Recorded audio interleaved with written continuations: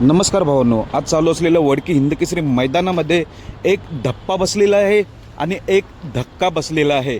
आणि अजून अपडेट देतोय, मथुर आणि चिमण्या आणि चिक्या आणि घोट सर्जाचे किती सेकंद झाले, म्हणजे किती सेकंदमध्ये गटपास केलेले आहेत हे अपडेट देणार आहोत. भावांनो, वडकी हिंदकेसरी मैदानाला सुरुवात झालेली आहे, धुरला उडायला सुरुवात झालेली आहे. टॉपच्या गाड्या आपल्याला पलताना दिसतात. मी जेवढे पैरे सांगितलेले ते एवढे कन्फर्म आहे. तर फक्त एकच धप्पा बसला, तो म्हणजे बकासूरच्या रूपाने. बकासूरचा पैरा सांगितला होता सर्जा.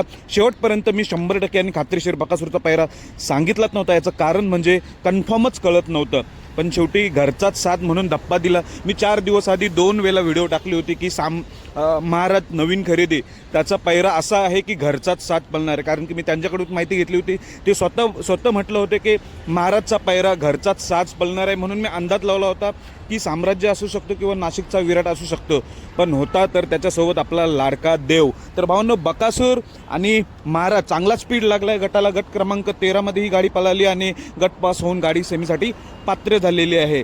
आणि भावांनो, अजून एक धक्का बसलेला आहे गट क्रमांक 14 मध्ये.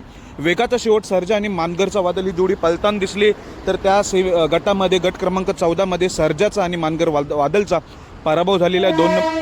2 नंबरला ही गाडी उतरलेली आहे.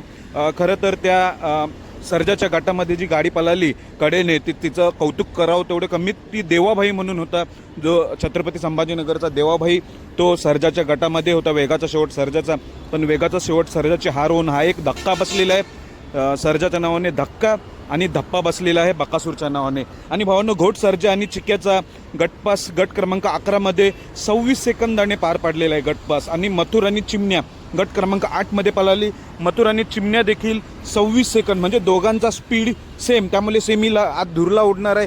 सेमीला नक्कीच मजा येईल. सर्वांना शुभेच्छा वडकी हिंदकेसरी मैदानासाठी. धन्यवाद भावांनो.